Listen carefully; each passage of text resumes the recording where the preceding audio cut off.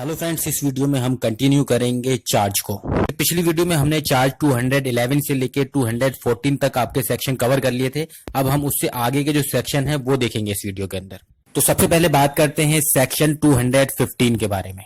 तो सेक्शन 215 जो बात करता है वो बात करता है कि अगर चार्ज लिखते समय चार्ज में कोई गलती हो जाए, जो पर्टिकुलर मैनर है उसमें कोई गलती हो जाए, जो कि हमने सेक्शन 213 में पढ़ा था पर्टिकुलर मैनर के बारे में, तो उसमें गलती हो जाए, या फिर चार्ज लिखते समय जो चार्ज का जो ऑफेंस है उससे रिलेटेड गलती हो जाए, फिर चार्ज में आपका ऑफेंस से रिलेटेड, ऑफेंस को लिखने से रिलेटेड कोई भी भूल चूक हो जाए, या फिर जो पर्टिकुलर है उससे रिलेटेड कोई भूल चूक हो जाए, तो इन सब का उस केस पर कोई भी इफेक्ट नहीं पड़ेगा।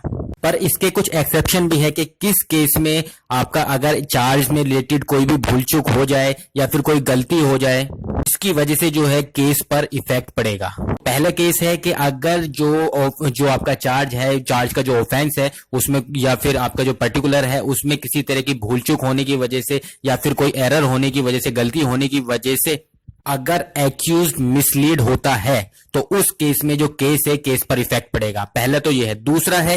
दूसरा है कि अगर चार्ज में ऑफेंस के एरर की वजह से, या पर्टिकुलर में उसके जो आपका पर्टिकुलर है उसके एरर की वजह से, या फिर भूल चूक की वजह से, इन दोनों के अगर फेलियर ऑफ जस्टिस की संभावना लगती है, मतलब कि ऐसा लगता है कि पूरी तरह से न्याय नहीं मिल पाएगा, जो केस है केस पर इफेक्ट पड़ेगा। तो इन दोनों केसों में, इन दोनों जो मैंने आपको बताए पॉइंट, इन दोनों में आपका केस पर इफेक्ट पड़ेगा। या तो एक्यूज मिसलीड होने की उसकी संभावना हो, या फिर जो जस्टिस है उसको न्याय जो है, न्याय को मतलब कि नहीं मिल पाने की संभावना हो।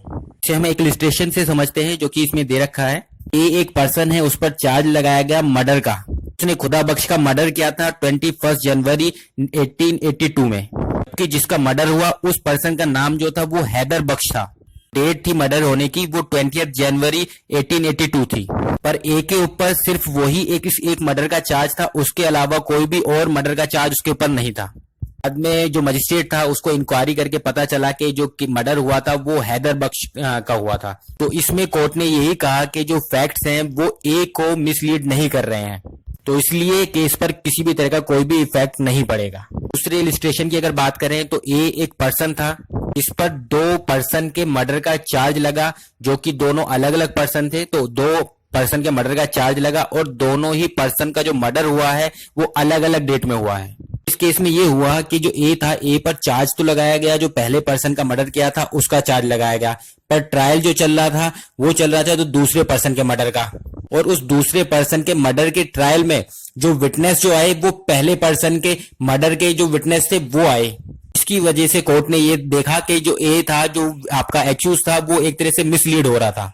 इसका जो है केस पर भी इफेक्ट पड़ रहा है। इसी सेक्शन की तरह जैसे 215 है, इसी तरह जो आपका दूसरे सेक्शन है 464 और 465, ये भी कुछ इसी तरह से हैं।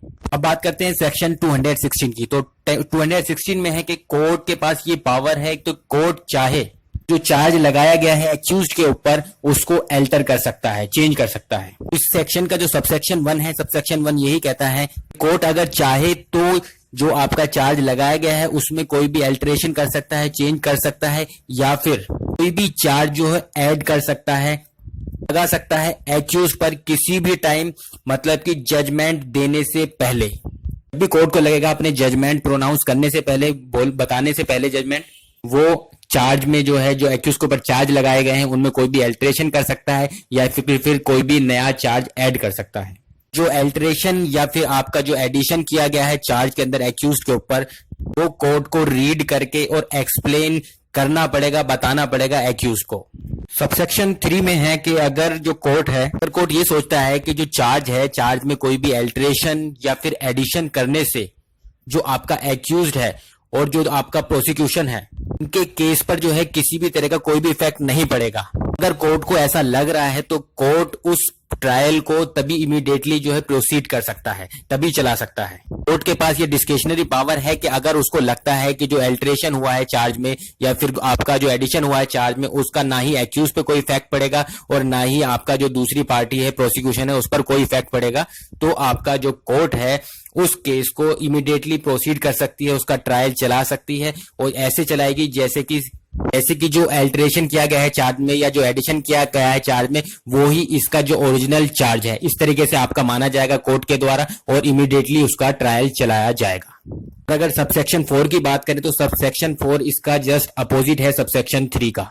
सबसेक्शन 4 है कि अगर कोर्ट को ये लगता है कि जो चार्ज है, चार्ज का जो ऑफेंस है, उसमें कोई भी अल्टर करने से या फिर एडिशन करने से चार्ज में जो आपके पार्टीज हैं, प्रोसिक्यूशन और आपका एक्यूज, दोनों पर ही किसी भी तरह का इफेक्ट पड़ता है या फिर न्याय मिलने में किसी तरह की परेशानी होगी, यानी मतलब प्रीजुडिस हो सकता है, मतलब एक अन्याय हो सकता है, इस केस में जो कोर्ट है ये डायरेक्ट कर सकती है कि जो ट्रायल है वो फिर से चला जाए, मतलब कि न्यू ट्रायल आपका स्टार्ट किया जाए। फिर जो ट्रायल है उसको जो है एडजर्न कर देगी कोर्ट कुछ टाइम के लिए, जो भी उसको नेसेसरी लगता है कि इतना टाइम के बाद जो है फिर से ट्रायल चलाया जाए। फिर इतने टाइम के लिए जो ट्रायल है वो एडजर्न कर दिया जाए, तो वो आपका कोर्ट ऐसा कर सकती है, उसके पास ये डिस्क्रिशनरी पावर है। सबसेक्शन अगर 5 की बात करें तो सबसेक्शन 5 कहता है कि अगर जो प्रोसिक्यूशन है वो चार्ज में कुछ ऑफेंस को अल्टर करना चाह रहा है या कुछ एडिशन करना चाह रहा है कुछ ऑफेंसेस का, वो ऑफेंस ऐसे हैं कि उनके अल्टरेशन या फिर एडिशन से रिलेटेड पहले उसको सैंक्शन लेनी पड़ेगी, प्रीवियस सैंक्शन लेना पड़ेगा। ऐसा करने से पहले तो तब तक जो प्रोसिक्यूशन है उनकी सैंक्शन नहीं ले लेगा, तब तक वो आपके जो ऑफेंस है उनके लिए ट्रायल या प्रोसीडिंग नहीं चलेगी। अगर जो प्रोसिक्यूशन है उस ऑफेंस के लिए पहले से ही उसने आपका प्रीवियसली ही आपका पहले ही सेशन ले चुका है, वो उस केस में जो प्रोसीडिंग है वो चल सकती है। ये था हमारा सेक्शन 260। इसमें इंपॉर्टेंट नोट करने वाली बात ये है कि जो आपका अल्टरेशन है, जो कोर्ट जो अल्टरेशन करेगा चार्ज में, वो दो तरीके से कर सकता है, या तो सुमोटो मतलब कि अपनी मर्जी से उसको लगता है वो कर सकता है, या फिर किसी भी पार्टीज के एप्लीकेशन पर वो आपका अल्टर कर सकता है चार्ज के अंदर। अब बात करते हैं सेक्शन 217 की। सेक्शन 217 कहता है कि जो ट्रायल है आपका वो स्टार्ट हो चुका है कोर्ट के अंदर, और ट्रायल स्टार्ट होने के बाद अगर कोर्ट जो है आपका चार्ज में कोई भी आपका अल्टरेशन करता है या फिर कोई भी एडिशन करता है, तो उस केस में क्या होगा?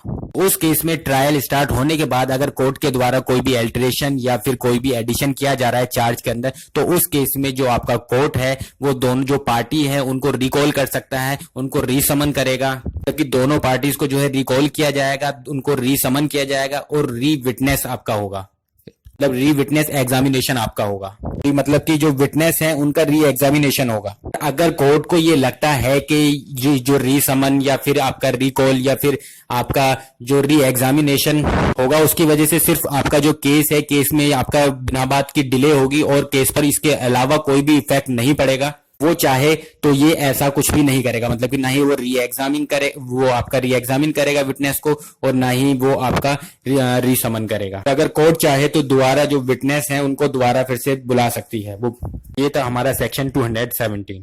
तो आगे के जो सेक्शन है वो हम दूसरी वीडियो में कवर करेंगे। Thank you. हेलो फ्रेंड्स, इस वीडियो में